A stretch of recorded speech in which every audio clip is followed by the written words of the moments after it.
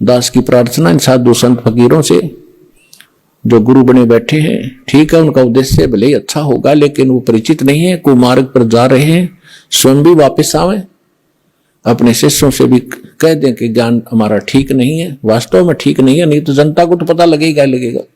ऐसा कहने से ये संत अब बाहर मुक्त हो जाएंगे जो आज गुरु बने बैठे हैं, झूठे पासपोर्ट बना रहे हैं, अंत में इनको बड़ी भयंकर मार पड़ेगी। दास इनके हित में कह रहा है, कोई इनका दुश्मन नहीं है, एक मित्र के रूप में काम कर रहा हूं सबके।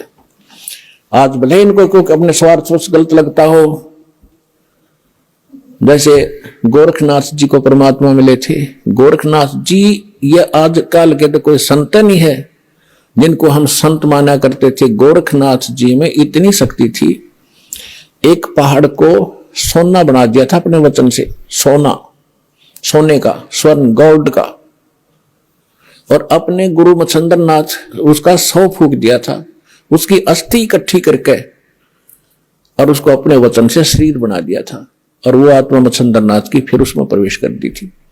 और फिर भी बोला हुआ था, फिर भी मोक्ष नहीं था उसका। अपने आत्माओं तब परमात्मा मिले थे उनको, और कहा था कि गोरखनाथ में सभी का गुरुआ, सबका एकमात्र गुरु मैं हूं पूरे विश्व में। ये संत भाषा है, क्योंकि ये पद्य भाग के अंदर अपने राग के अनुसार बोला जाता है। कहा कि गोरखनाथ में सबन का गुरुआ।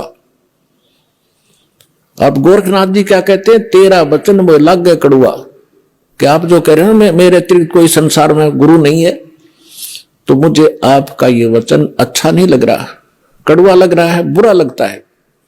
तो परमात्मा कहते हैं, कड़ुआ लगे सो मीठा होई, हमरी बात पतीजे जोई, कि मेरे ज्ञान पर विश्वास कर लोगे, एक दिन ये जो कड़ुआ आज आपको लग रहा है, एक दिन मीठा लगेगा। तो गरीबदास साहब जी कहते हैं कि गोरखनाथ सिद्धि में भूल्या, और टूने टामण हंड फूल्या। मुर्दे तक जीवित करना, पहाड़ को सोने में परिवर्तित कर देना, ये तो टूना टामण बताया यथार्थ भक्ति की तुलना में। और ये सिद्धियां दिखाकर, जैसे अगस्त ऋषि ने समुद्र पी लिया एक का घूंट में, 7 समुद्र खाली कर दिए। पुण्यात्मा आज की विज्ञान करके दिखाओ ने। और जो आध्यात्मिक शक्ति है उसके तुलना में ये जो भौतिक विज्ञान तो पासिंग भी नहीं है। लेकिन उन्होंने वो विज्ञान का दुरुपयोग किया, अध्यात्म विज्ञान का।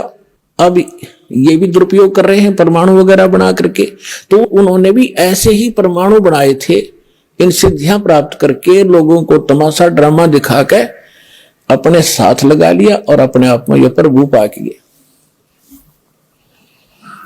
तो गोरखनाथ के विषय में कहा कि गोरखनाथ सिद्धि में भूल्या, भगवान भूल गया, उसी से अपने आप को बहुत बड़ा महापुरुष मान लिया, और टूने टामन हंड फूल्या। परमात्मा ने कहा कि तुम हो जम की फर्दी माही। परमात्मा ने कहा कबीर साहब ने कि हे गोरखनाथ, आप काल की फर्द में हो। फर्द को खूब समझते हैं भगत जो किसान स्तर के हैं। उसकी जो जमीन की फर्द होती है, उसके अंदर उसकी सारी रजिस्टर्ड जो उसके नाम जमीन होती है, उसका ब्यौरा होता है कि यह इसकी है, इस व्यक्ति की, वह उसकी फर्द में है, पक्की है वह।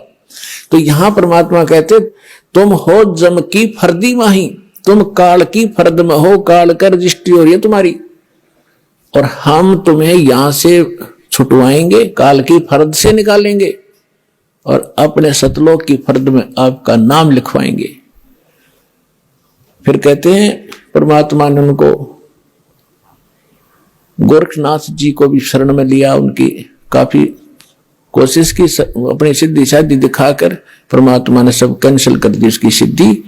तब उस प्यारी आत्मा ने परमात्मा को स्वीकार किया।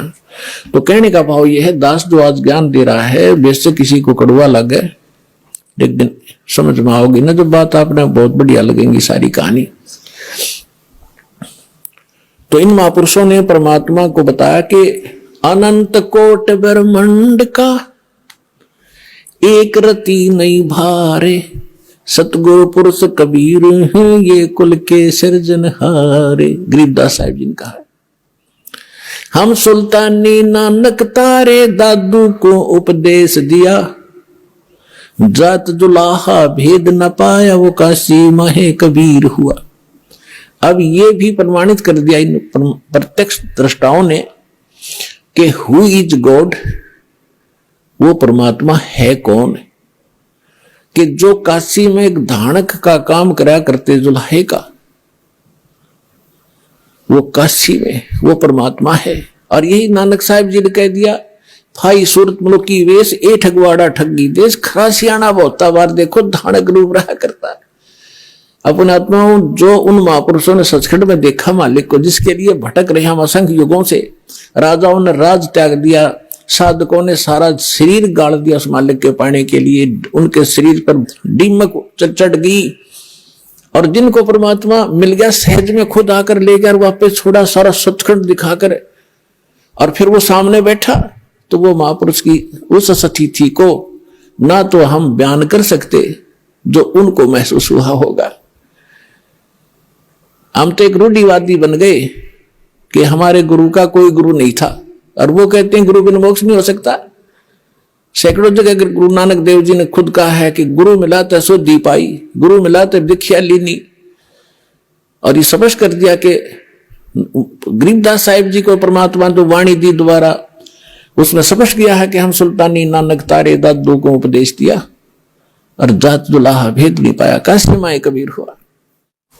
और